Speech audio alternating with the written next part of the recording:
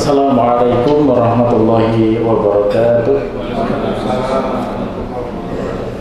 Alhamdulillah nahmaduhu wa nasta'inuhu wa nastaghfiruh wa na'udzu billahi min shururi anfusina wa min sayyiati a'malina may yahdihillahu fala mudilla lahu wa may yudlil fala hadiya lahu. Asyhadu an la ilaha illallah wahdahu la syarika lahu wa asyhadu anna Muhammadan abduhu wa rasuluhu la nabiyya ba'dah. Allahumma salli wa sallim wa barik ala sayyidina Muhammad wa ala alihi wa sahbihi wa man tabi'ahum bi ihsanin ila yaumiddin. Qala Allah ta'ala fil Qur'anil azim, a'udzu billahi minasy syaithanir rajim. Ya ayyuhalladzina amanu taqullaha haqqa tuqatih wa la tamutunna illa wa antum muslimun. Wa qala sallallahu alaihi wasallam, man yuridillahu bihi khairan yufaqihuhu fid-din. Bapak Ibu jamaah kajian fikih yang dimuliakan Allah, untuk fikih Jumat kita skip dahulu. Kita mau membahas, mungkin kelewatan, perlu kita sisipkan kembali pembahasan yang juga penting untuk kita semuanya, di antara rukhsah keringanan di dalam bersuci, yang salah satunya itu adalah al-mashu 'alal khuffain wal jawrubain, mengusap khuf atau istilahnya sepatu tipis yang terbuat dari kulit, gitu ya. Khuf itu adalah sepatu tipis yang terbuat dari kulit, sebagaimana didefinisikan oleh para ulama, ma yulbasu fir rijli min jildin raqiq, apa yang dipakai pada kaki yang terbuat dari kulit tipis. Kalau jenengan umroh mesti tahu jenis khuf ini, karena jenis sepatu yang sering dipakai oleh para sahabat itu bukan sepatu yang model-model kayak kita, tapi yang tipis, yang ringan, karena fungsinya memang untuk melindungi kaki dari hal-hal yang bisa menyakiti di tanah, ya.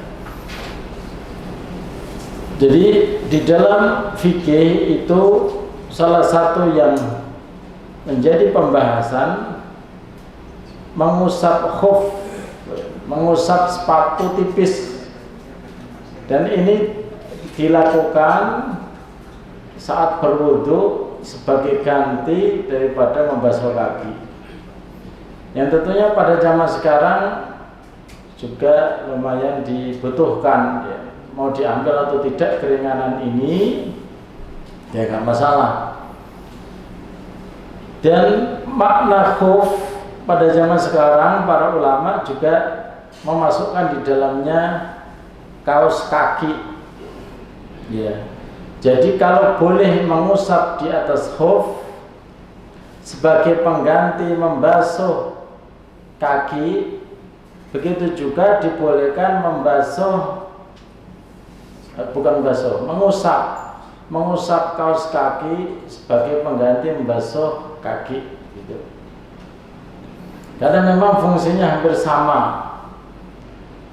Dan para ulama mengatakan sebagian besar bahwa asal yang namanya khuf atau kaos kaki itu menutupi anggota wajib wudhu pada kaki, yaitu dari ujung jari sampai mata kaki semuanya tertutup, sehingga nanti dibolehkan, ada kemudahan untuk mengusapnya saat tidak ingin melepasnya, gitu.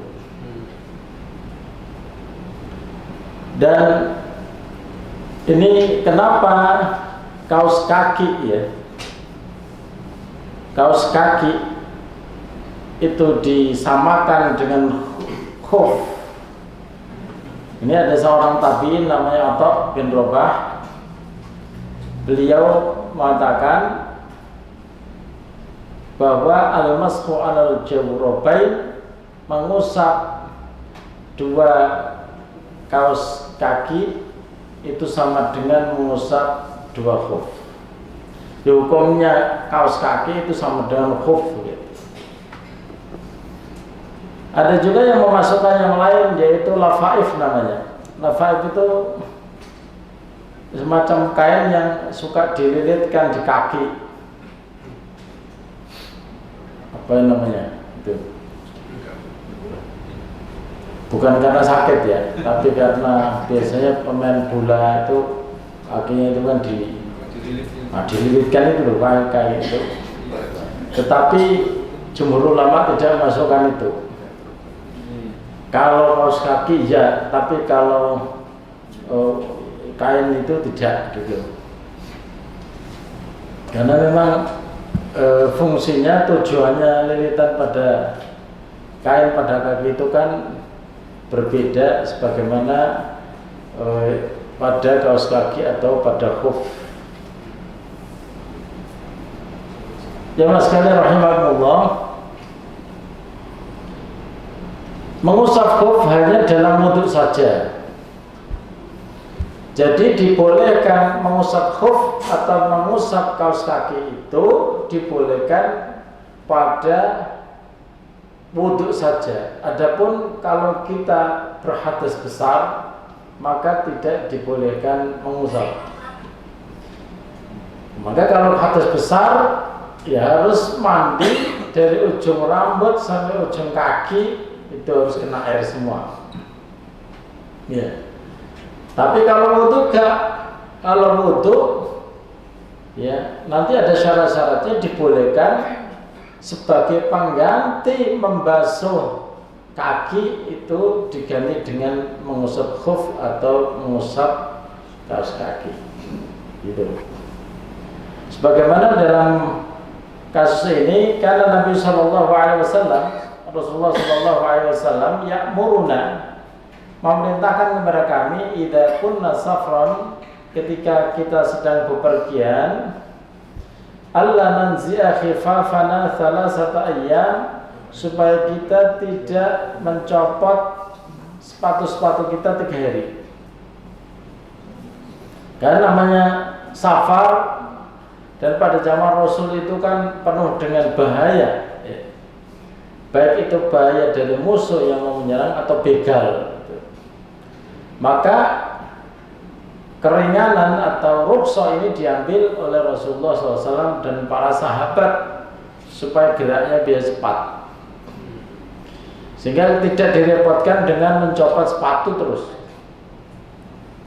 atau mencopot kaos kaki. Nah, ini cocok juga dipakai rukhsah ini, keringanan ini pada mungkin TNI yang mungkin melawan KKB atau apa ya. Jadi tidak direpotkan kalau tidur itu atau kalau sholat itu selalu nyopot kaos kaki atau nyopot sepatu. Ya nanti kalau didor-dor sepatunya belum dipakai, ya namanya TNI itu kan sepatunya ikatannya harus kuat gitu. Iya kan? Ya. Itu repot kalau gitu. Nah, ini bisa dipakai sebenarnya rukhsah ini. Sebenarnya mau dipakai mau enggak itu kan terserah hamba Allah ya. Tapi Allah menyediakan keringanan ini kan sebenarnya untuk mempermudah kita sebagai seorang muslim. Kalau safar itu 3 hari bisa, yang namanya sepatu itu enggak usah dicopot. Loh, ketika wudhu bagaimana? Ya tinggal diusap. Tapi ada syarat-syaratnya. Illa min janabah, kecuali kalau junub. Kalau junub memang harus copot, terus mandi, harus kena air semua. Jadi mengusap khuf atau sepatu ini hanya pada wudhu saja, tidak pada junub atau hadas besar. Ya. Walakin tetapi boleh min ghaitin, karena mungkin BAB wa baulin bi'aka wa naumin, dan sebab tidur. Ya. Tidur yang kita pada posisi duburnya terbuka, tidak terkunci. Kalau tidur dalam posisi duburnya terkunci, misalnya duduk bersila, ya, sebagaimana orang yang sedang mendengarkan khotib Jumatan itu kan betul-betul tidurnya itu tidur pulas ya. Bahkan para sahabat juga enggak wudhu lagi pada saat menunggu Rasulullah, mereka sampai tidur dan ngorok gitu. Jadi tidur itu sampai ngorok, bukan masalah pulas enggak pulas sebenarnya. Duburmu itu terkunci apa terbuka? Kalau memang tidurnya terbuka duburnya, berarti ini tidur yang membatalkan wudhu. Tapi kalau duburnya terkunci, posisi bersila sambil duduk kayak begitu, maka sebagaimana dilakukan oleh para sahabat ketika menunggu Rasulullah belum datang, mereka itu pada ngantuk di masjid.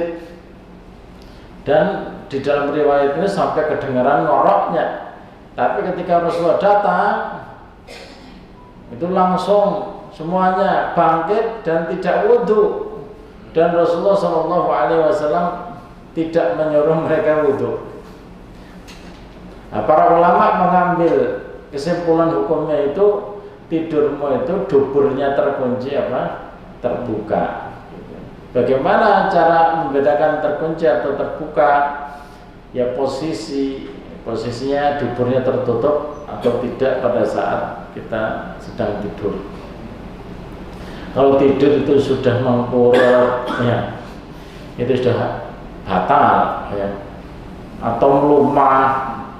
Kalau kondisinya sudah terlentang itu sudah terbuka. Ini tadi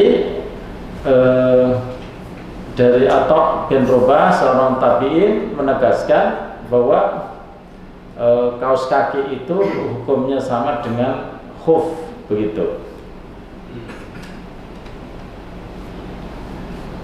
Boleh mengusap khuf dalam wudhu sebagai pengganti membasuh kaki. Ini dijelaskan oleh Imam Nawawi dan merupakan ijma', ya. Ijma' bolehnya mengganti membasuh kaki dengan mengusap khuf atau kaos kaki dengan syarat dan ketentuan yang berlaku nanti. Sebagaimana kata Imam Nawawi, ini terjemahnya di bawahnya, ya. Ajma'a man yu'taddu bi fil ijma', sepakat bahwa orang-orang yang memang pendapatnya itu diakui dalam ijma', nanti para ulama beneran, ya, ala jawazil masih alal khuffain, bolehnya mengusap khuf, dua khuf atau dua sepatu fis safar, baik dalam kondisi bepergian wal hadar atau dalam kondisi tidak bepergian. Jadi kalau udah ijma' itu ya tidak ada yang bisa membantah lagi, karena ijma' itu salah satu dari dasar hukum Islam. Bahkan sebagian para ulama mengatakan lebih kuat daripada pendapat ketika pendapat itu berbeda dalam penafsiran Al-Quran dan Sunnah. Kalau Al-Quran Sunnah itu kadang penafsirannya berbeda, tapi kalau sudah ijma' itu sudah habis, Pak.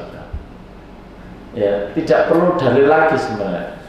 Kalau orang yang belajar usul fikih itu mengatakan ijma' itu lebih kuat daripada ayat-ayat yang multitafsir atau hadis yang multitafsir. Kenapa? Karena ijma' itu berasal dari kesepakatan seluruh para ulama Islam yang tidak mungkin berbeda. Ya. Makanya heran juga kalau ada yang ijma' sahabat kok dia dibantah itu. Heran juga ada yang, misalnya ya, salah satu contoh yang dulu pernah saya dijelaskan oleh dosen saya ketika masih menjadi mahasiswa, yaitu dua adzan pada sholat Jumat itu boleh, dan itu sudah ijma' para sahabat. Kenapa boleh? Karena tidak ada sahabat satupun yang masih hidup pada zaman Utsman itu mengingkari adzan itu. Itu ada yang mengatakan sampai hari ini, Pak, mengatakan bahwa adzan dua pada hari Jumat itu bid'ah. Heran saya.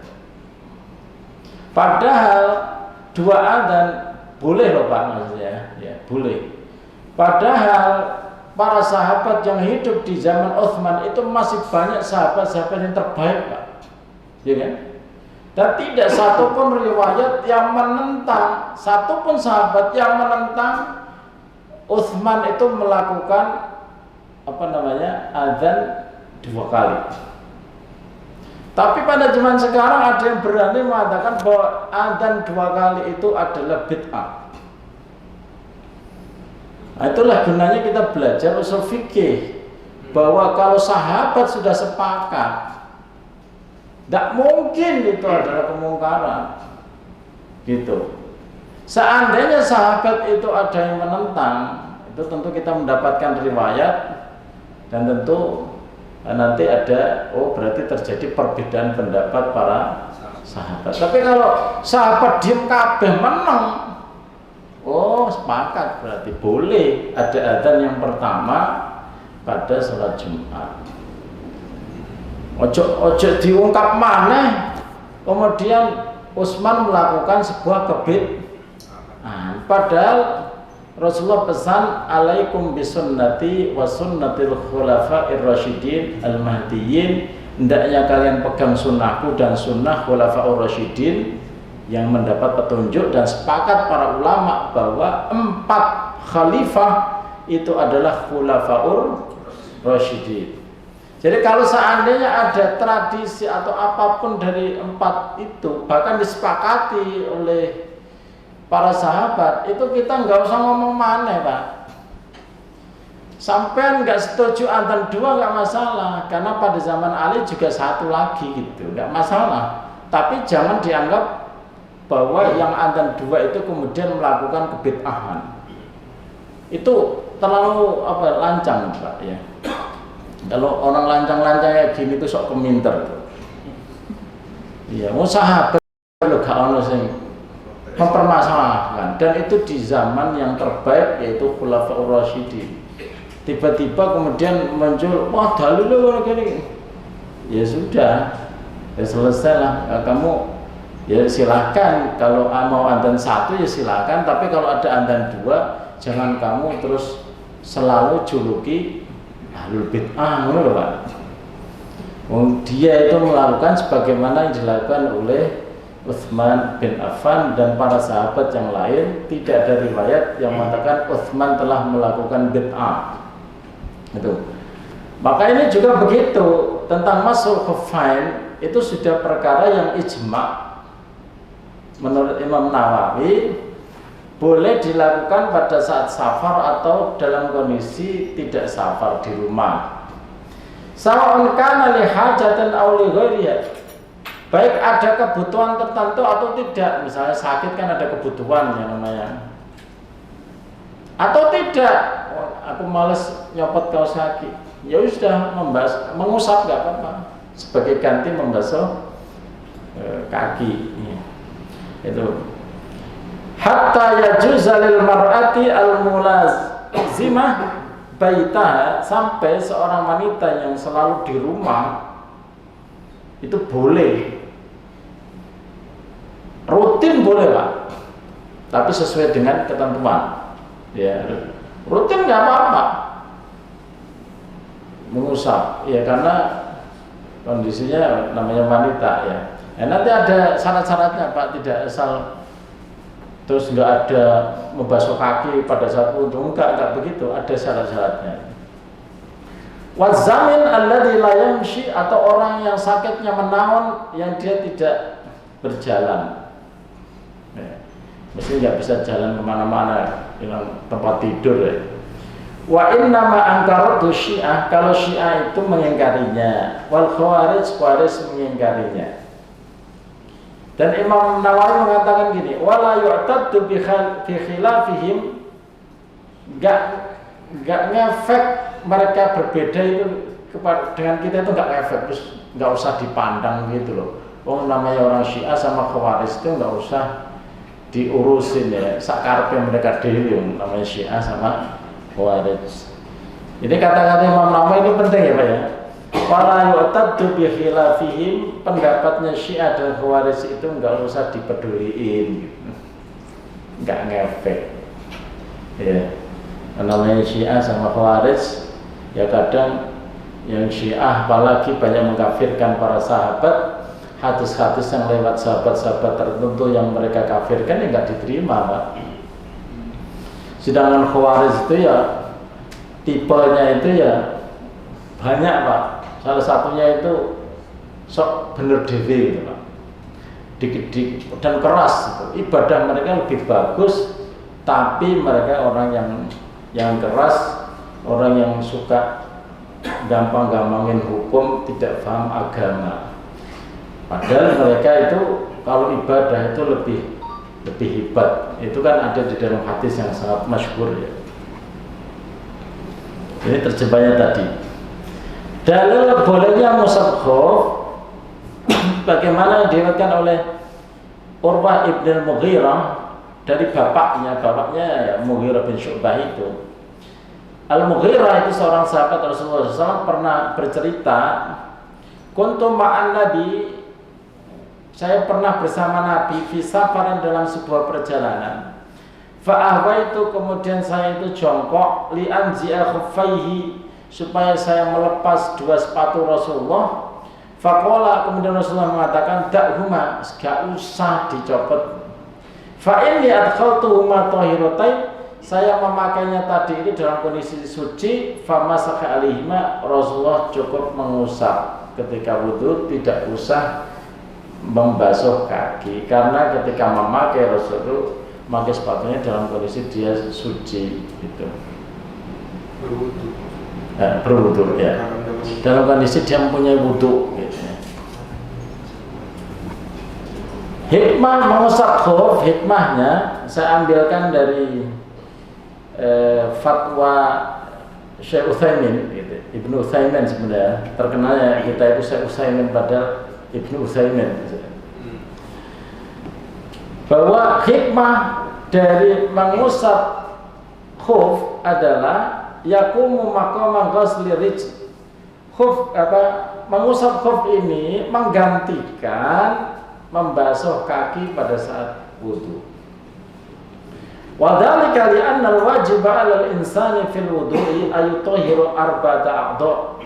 Karena hal tersebut bahwa yang wajib bagi seseorang dalam wudu itu membersihkan empat anggota yang menjadi anggota wajib wudu, yaitu wajah, dua tangan, kepala, dan dua kaki. Kalau diusap dua nantinya ya tinggal membasuh wajah dan kaki. Ini sangat memudahkan kita ketika kita kesulitan mendapatkan air, atau pada saat kita itu kondisinya repot kalau harus nyopot-nyopot sepatu atau nyopot-nyopot kaos kaki. Misalnya orang yang sakit misalnya, isi kaos kaki ini aja, nanti kalau wudu tinggal kaos kakinya itu diusap, gitu ya. Atau ketika ibu-ibu repot sama anaknya, ya, itu nanti kaos kaki diusap sebagai ganti membasuh kaki. Misalnya sholat maghrib wudu, setelah wudu dipakai kaos kakinya, setelah itu kok batal, terus nanti bisa wudu di wastafel, tidak harus ke kamar mandi, dia cukup membasuh wajah, membasuh tangan, mengusap kepala, dan mengusap kaos kaki. Yang gampang itu.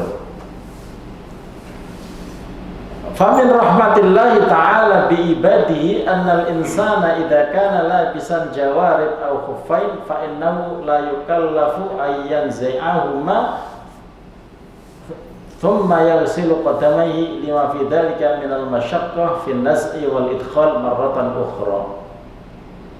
Jadi di antara rahmat Allah terhadap hambanya itu adalah ketika dia memakai kaos kaki atau sepatu, dia tidak perlu dipaksa untuk melepasnya supaya dia bisa membasuh dua kakinya karena hal itu sangat berat dalam nyopot dan pakai lagi. Nah, itu sangat berat pada kondisi-kondisi tertentu. Fasatakunu arrijlu aidan ratbatan bil ma. Apalagi nanti yang namanya kaki itu basah lagi. Fayatarattabul jawrab bil khuf, sehingga basah juga yang namanya kaos kaki atau sepatu. Fayazdadu adan bihadi rutubah, maka dia itu akan bertambah sakit dengan atau terganggu dengan basahnya ini. Ya. Jadi memang tujuannya itu sebagai kemudahan kita semuanya. Terlebih lagi di tempat-tempat yang memang air sangat terbatas. Ya. Air sangat terbatas. Waduh, itu bisa dikurangi penggunaan airnya dengan ngusap khuf atau ngusap kaos kaki. Nah, ini syaratnya ya. Ini maksudnya sesuai dengan ketentuan yang berlaku ya. Syarat-syarat boleh mengusap khuf atau kaos kaki. Yang pertama, memakainya dalam keadaan suci atau sudah berwudu dulu. Ketika memakai itu wudunya, berarti kan wudu ini membasuh kaki gitu. Awalnya itu membasuh kaki, sudah membasuh kaki, kan sudah wudu. Setelah kering kakinya, dipakailah yang namanya kaos kaki. Nah, nanti kalau batal, gitu loh. Itu jenengan kalau mau wudhu tidak harus basuh kaki lagi, tapi cukup diusap pada kaos kaki. Kedua, usapan itu karena hadas kecil, maksudnya ya pada wudhu tok, bukan ketika jenengan harus mandi. Nah, kalau harus mandi ya copot kabeh udah. Ketiga, keduanya menutupi sampai mata kaki. Ya, keduanya menutupi sampai mata kaki.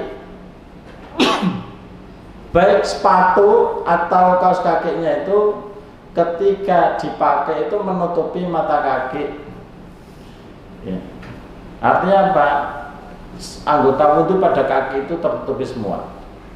Walaupun ini dibantah beberapa ulama kayak Ibnu Taimiyah sama As-Sufyan Ats-Tsauri, beliau itu mengatakan begini, kita harus pertama, kalau jumhur itu mengatakan begini, kaos kakinya nggak boleh robek atau sepatunya nggak boleh robek,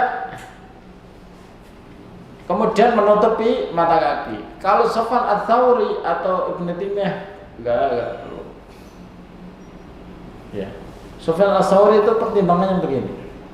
Pada waktu Rasulullah perang bersama para sahabat, terbayang nggak sepatunya itu nggak ada yang robek?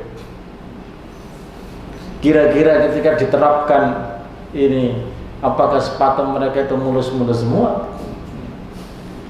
Misalnya ada yang robek bagian jempol, berarti kan sudah nggak boleh lagi mengusap khuf atau kaos kaki. Terus apa gunanya dibolehkan pada waktu safar perang itu?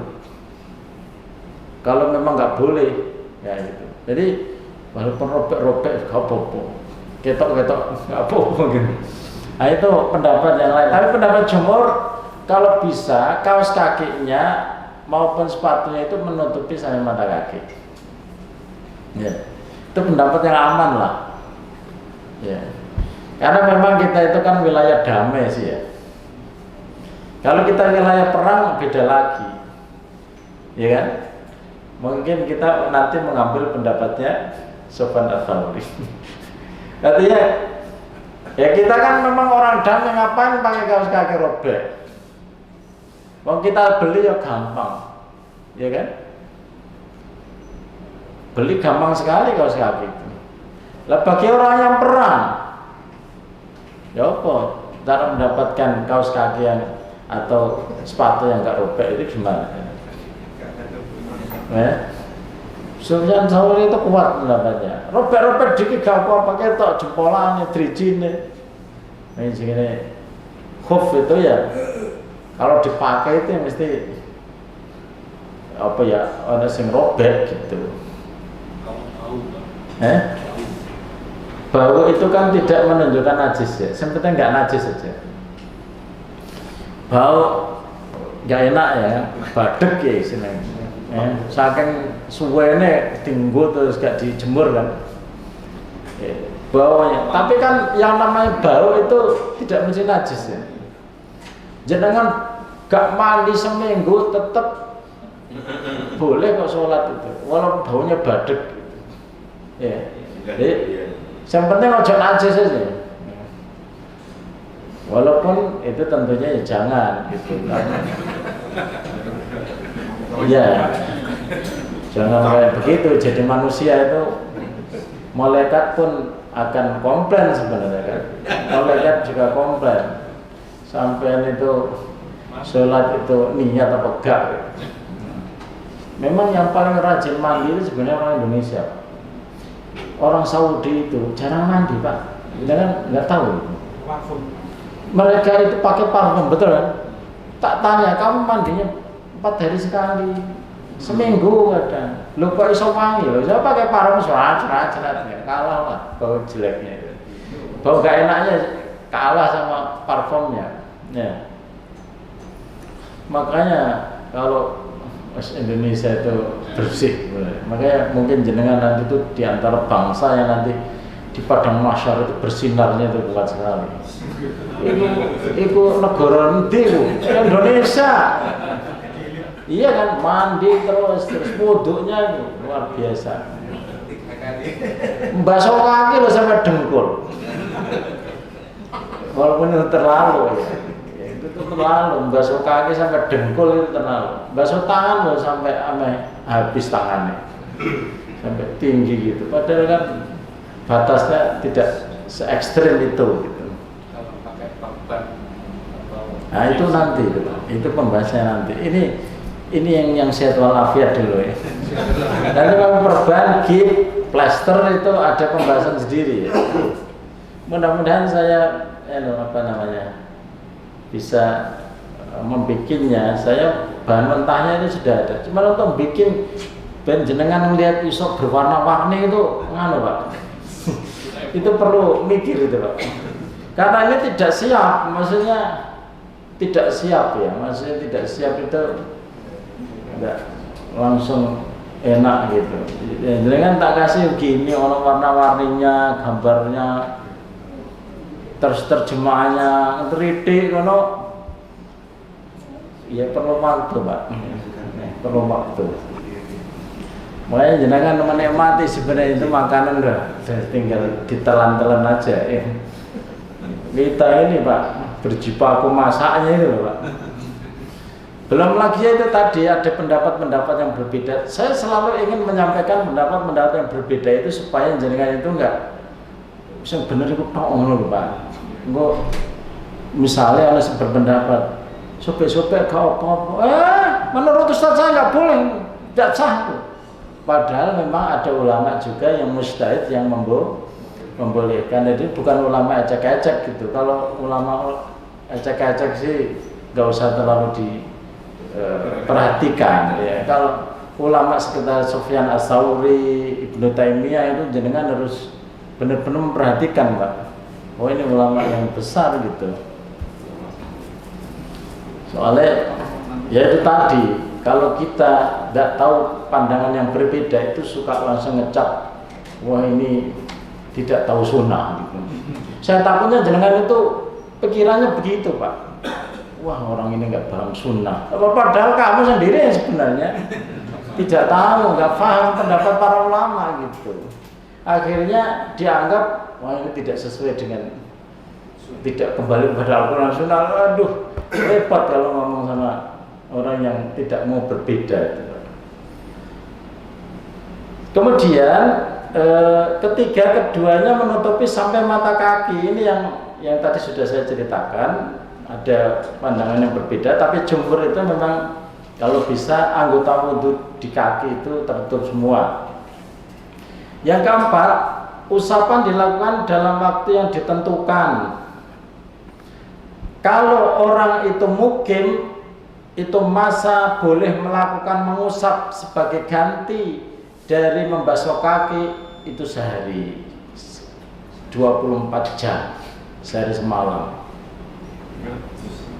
Misalnya gini Pak, bukan berarti itu tok terus jenengan nggak boleh lagi banget gitu. Seperti misalnya seorang ibu-ibu ya, kan di rumah, dia ingin mempraktekkan keringanan ini, dia itu wudhu biasa sampai membasuh kaki kan, kemudian memasang atau memakai kaos kaki.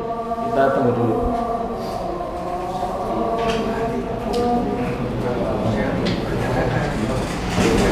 Jadi begini, kalau mengusap, oke lah, kita nggak usah mengusap khuf, tapi kaos kaki aja.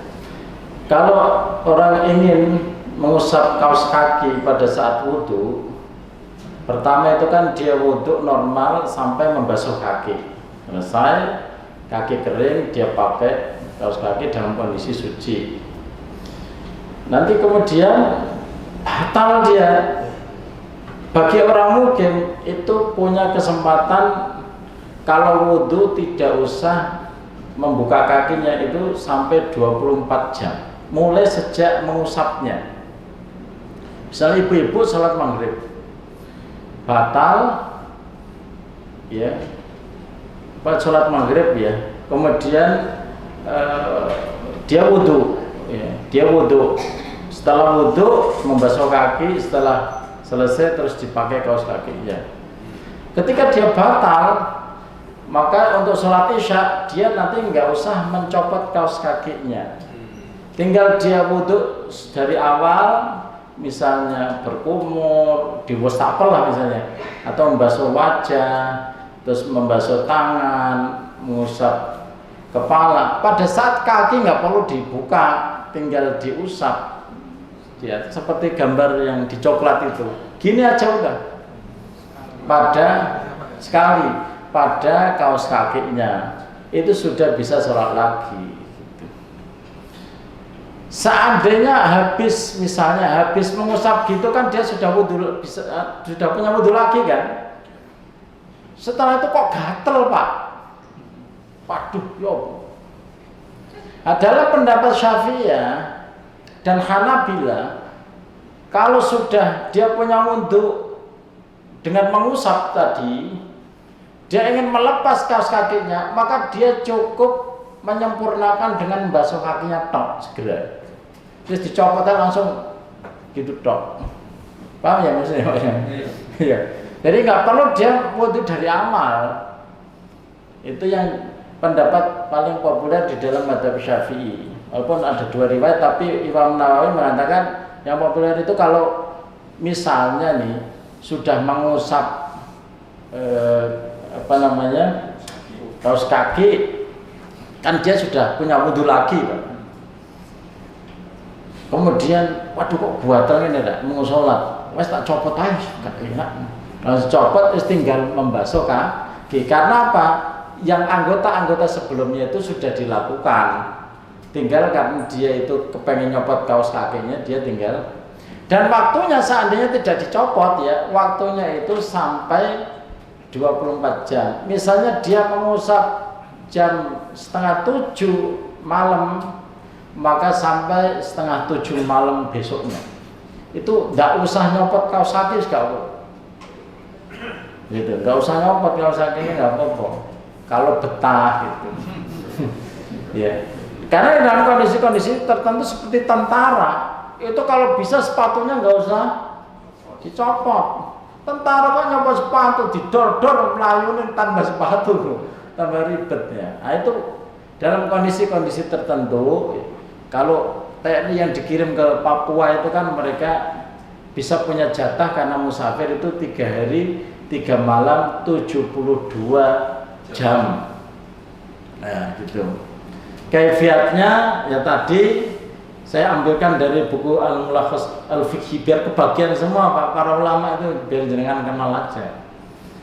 Yang sekarang beliau itu menjabat mufti Arab Saudi sudah diangkat ya. yaitu Syekh Shalih Al Fauzan dalam bukunya Al-Mulakhas Al-Fiqhi. Beliau menerangkan bahwa yang namanya mengusap itu ya kalau tangan sudah basah tinggal mengusap di atasnya, tangan kanan mengusap kaki kanan atau bagian kanan, kemudian yang kiri mengusap bagian kiri gitu. Udah gini aja sudah. Di atasnya seperti itu, tidak usah sulit-sulit gitu. Sekarang gerakan seperti itu. Gini aja lah Pak. Ini umpamanya ada kakinya tinggal gini aja loh. Ya, tinggal gini aja, nggak usah gini aja. Gini. Ya memang ngusap itu gampang kok. Ya. Kepala jenengan ngusap kan. Ini dah. Nggak usah air banyak-banyak kamu taruh di embun. Itu membasuh kepala namanya itu.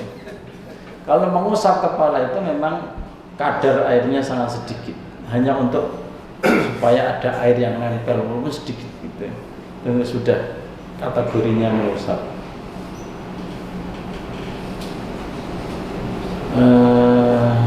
Nah ini orang yang mukim 24 jam, orang yang musafir 72 jam. Ini nanti dipraktekkan aja, walau di rumah kan punya jatah panjang Pak. Paling sekali aja lah, sekali sholat. Ini kan sampai 5 kali sholat 5 waktu ya. Jadi kalau jenengan mau mempraktekkan itu ya supaya jenengan itu ini rasanya gitu Pak. Ya. Siapa yang pernah merasakan mengusap kuf atau mengusap kaos kaki? Belum ada. Iya. Belum ada. Padahal ini ada keringanannya, tapi kita belum pernah merasakan. Saya baca cepat, yang membatalkan mengusap kuf adalah habisnya waktu, junub, kemudian yang ketiga karena dilepas. Tapi ada pendapat menarik dari Ibnu Taimiyah Pak. Ini yang terakhir. Jenengan tadi waktu habis mengusap kaos kaki itu kan sebenarnya sudah punya wudu lagi Pak. Kalau dilepas itu gak apa-apa Pak. Jenengan masih dalam kondisi berwudu. Itu pendapat Ibnu Taimiyah. Jadi walaupun jenengan lepas, jenengan sudah melakukan wudu dan mengusap di atas kaos kaki. Berarti walaupun kaos kakinya dilepas, itu bertentangan dengan mainstream jumhur. Itu ya tetap masih punya wudu gitu. Ini tadi sudah saya sampaikan ya tentang mazhab Syafi'i. Kalau mazhab Syafi'i tadi, kalau jumhur itu kan kalau kaos kakinya dilepas itu batal kalau jenengan tidak membasuh kaki gitu. Tapi kalau Ibnu Taimiyah enggak, walaupun enggak masuk enggak apa-apa, tetap jenengan masih punya wudu. Nah, gitu. Tetapi jumhur jenengan supaya aman itu jumhur aja Pak. Kalau memang setelah mengusap kaos kaki kok gak enak mau sholat, enggak apa-apa, jenengan buka kaos kakinya dan usapannya tadi itu dianggap batal, jenengan tinggal membasuh kaki kan gitu. Enak Pak. Itu lebih aman daripada jenengan ambil pendapatnya Ibnu Taimiyah. Wallahu taala a'lam. Ada yang bertanya? Kalau tayamum terus dilanjut dengan kuf. Tayamum kan tidak perlu ada mengusap kaki. Ya, maksudnya pertama tayamum terus habis itu pakai kaos kaki terus selanjutnya lanjut dengan kuf. Oh tidak, wudu tok. Ya, jadi maskul khuffain itu hanya pada wudu tok.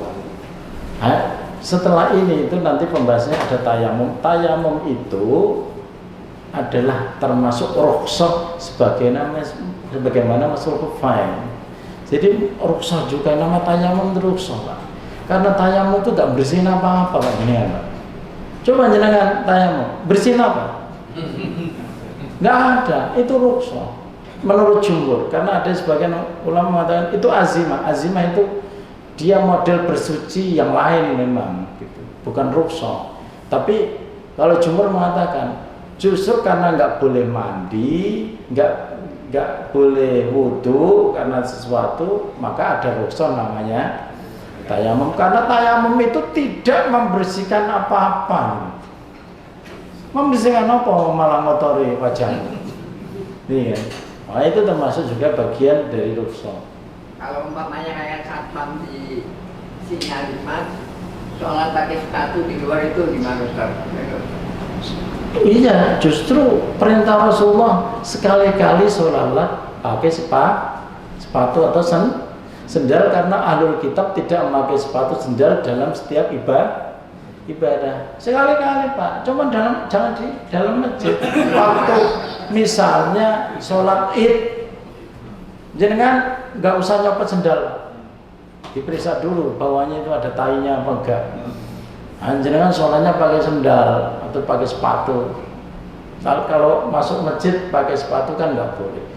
Seandainya satpam memakai sepatu di luar, apakah itu termasuk jamaah juga dan dibolehkan? Itu masih termasuk wilayah masjid, dan itu walaupun hukumnya makruh ya karena terpisah dengan jamaah yang lain, tapi masih sah dalam menurut mazhab Syafi'i, karena dia masih dalam satu tempat ya, walaupun terpisah dengan makmum yang lain. Bagi makmum yang memisahkan diri dari makmum yang lain, itu kalau bisa ya jangan. Tapi kalau kondisinya kayak satpam dan lain sebagainya, mendekatlah sedekat mungkin jamaah yang ada, atau ya pakai sepatu yang kira-kira memakainya cepat gitu. Kalau bisa bergabung dengan jamaah yang ada. Seandainya itu tidak bergabung, ya nggak masalah. Tapi itu tadi hukumnya makruh, karena masih dalam satu kawasan, masih dianggap sebagai jamaah. Sebagaimana yang terjadi dengan ketika umroh tadi kan, banyak yang orang ini depan toko nih. Itu perlu diingatkan bahwa kalau bisa itu nyambung dengan makmum yang lain gitu.